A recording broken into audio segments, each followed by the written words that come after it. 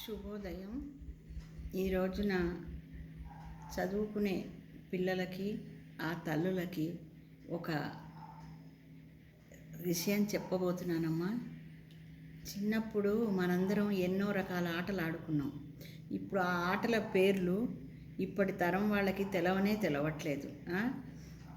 అయితే ఆ ఆటలు ఏంటంటే ఎంత ఎక్సర్సైజ్ అంటే పిల్లలకి అప్పుడు తెలియలే.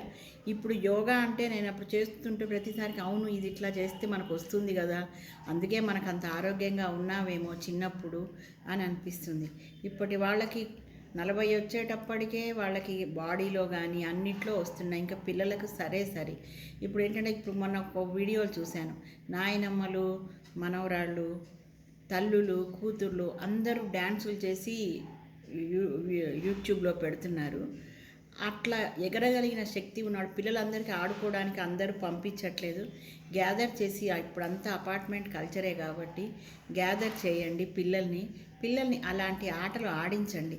ఒక్కొక్క ఆట 5 నిమిషాలు ఆడించినా 20 నిమిషాలు అవుతుంది. ఎంత ఎక్సర్సైజు తెలుసా? మేము ఇప్పుడు సీనియర్ సిటిజన్స్ అయ్యి మేము ఏ ఎక్సర్సైజులు చేయలేకపోతున్నాం. కానీ చిన్నప్పుడు అవి చేసినయే మాకు ఈ రోజు వరకు సరిగ్గా నిలబెడుతున్నాయేమో ఈ మాత్రం అని అనిపిస్తోంది. మీరు మాకు ఇక్కడ తెలంగాణ సైడు బిత్తి అని అనేవాళ్ళు. బిత్తి బీరకాయ, తోమళ్ళోరి తొండకాయ అని ఇద్దరు పిల్లలు ఒకళ్ళ చేతులు ఒకళ్ళు క్రాస్గా పట్టుకొని చుట్టూ తిరుగుతూ ఎగిరేవాళ్ళు. అది ఎంత ఎక్సర్సైజు. పిక్కల దగ్గర సెకండ్ మైండ్ అంటారు కదా, వెనక సైడు.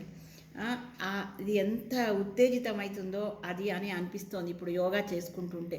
అవి కూర్చొనే చెయ్యగలం కానీ ఎగురుకుంటూ చెయ్యలేం కదా. అదొకటి. చెమ్మ చెక్క అంటే చేతులు రెండు కలుసుకుంటూ వెనకకి ఎగురుకుంటూ ముందుకు ఎగురుతాం. 2 చేతులు కలిస్తే ఎంత రక్త ప్రసరణ అవుతుంది బాడీలో. ఎగురుతున్నాం కాబట్టి బాడీలో అవుతుంది. ఇప్పుడు మనం భజన చేసుకుంటున్నా కానీ ఇప్పుడు మేము భజన చేసుకుంటాం అంతే, ఎందుకంటే ఇంకా ఎగరలేం కదా ఇప్పుడు పిల్లల్లాగా. ఆ భజన చేస్తుంటే 2 చేతులు కలిస్తే రక్త ప్రసరణ బాడీలో ఎంత అవుతుందో. చెమ్మ చెక్క, చారళ్ళేసి మొగ్గ అని అదొక ఆట ఆడేవాళ్ళం. కాళ్ళ కజ్జా కంకాళమ్మ అది కొంచెం తెలుస్తుందేమో పిల్లలకి. అవన్నీ కలిపితే పిల్లలని ఆ కాళ్ళ మీద రక్త ప్రసరణ అది ఆడించండి.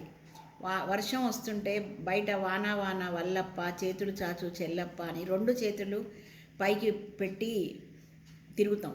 పిల్లలతో తిరిపించండి. ఎందుకంటే ఇప్పుడు అది భస్త్రిక అన్న వ్యాయామంలో ఒక భాగం అయిపోయింది. ఆ చేతులు 2 పైకి పెట్టి మనం శ్వాస విడవటాన్ని. నాకెందుకో ఇవి యోగా చేస్తుంటే, కూర్చొని చేసే యోగా చేస్తుంటే పిల్లలందరికీ చిన్నప్పుడు ఇట్లా చేయించేవాళ్ళు కదా తల్లులు. అందుకే మేము ఆ మాత్రం ఆడుకోగలిగాం. అప్పుడు సెల్లులు లేవు కదా అని అనుకోకండి. సెల్లులు లేకపోయినా ఎంత వ్యాయామం ఉండేదో అనిపిస్తుంది. ఇప్పుడు పిల్లలకి సెల్లు తప్ప వ్యాయామం పెద్దోళ్ళకే ఉండట్లేదు, చిన్నోళ్ళకే ఉంటుంది వ్యాయామం. మళ్ళీ ఫ్రీ యోగా క్లాసులని అవన్నీ మళ్ళీ పెట్టుకోవాల్సి వస్తుంది. అందుకని పిల్లలు ఎవరు లేకపోతే ఎగరగలిగే శక్తి ఉన్నప్పుడు మీరే ఎగరండి. బతుకమ్మ అప్పుడు ఇది ఆడేవాళ్ళం, కోలాటం ఆడేవాళ్ళం. దానివల్ల ఎంత బాడీ అంత రకరకాల దాంట్లో ఉంటాయి ఆ కోలాటం చేసే పద్ధతుల్లో. ఆ 2 కర్రలు పట్టుకోవడమే కాదు, అప్పుడు కర్రలు కాదు చేతులతోనే చేసేవాళ్ళు కోలాటాలు. చేతులు రకరకాలుగా గమ్మత్తుగా ఎగిరేవాళ్ళు.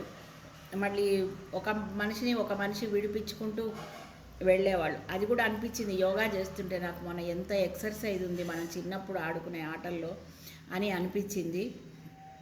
మీరు కూడా దయచేసి మీ పిల్లలతో టైం స్పెండ్ చేసినట్టు ఉంటుంది. పిల్లలకి అప్పటి బాల్యంలో ఉన్న మధురిమని గుర్తు చేసినట్టు ఉంటుంది. మీకు ఎక్సర్సైజు, వాళ్ళకి ఎక్సర్సైజు. అపార్ట్మెంట్లలోనే ఉంటున్నారు కాబట్టి ఒకరోజు ఆడిస్తే వాళ్ళే వస్తారు పిల్లలు ఆడుకుంటున్నారని. ఏవేవో ఆడుకోవడం కాదు కదా. ఇవి కనీసం ఇంకో 4 మళ్ళీ ఇంకో ఎపిసోడ్లో ఇంకో వీడియోలో ఇంకా కొన్ని గమ్మత్తైన చిన్నపిల్లలు ఆడుకునే ఆటలు చెప్తాను. దయచేసి నేను అమ్మమ్మని అనుకుంటారో, తాతమ్మని అనుకుంటారో, ఆంటీలు అనుకుంటారో మీ ఇష్టం. దయచేసి నా మాటని వినండి, పాటించండి. మీ పిల్లలతో కూడా పాటింప చేయండి. జై శ్రీరామ్.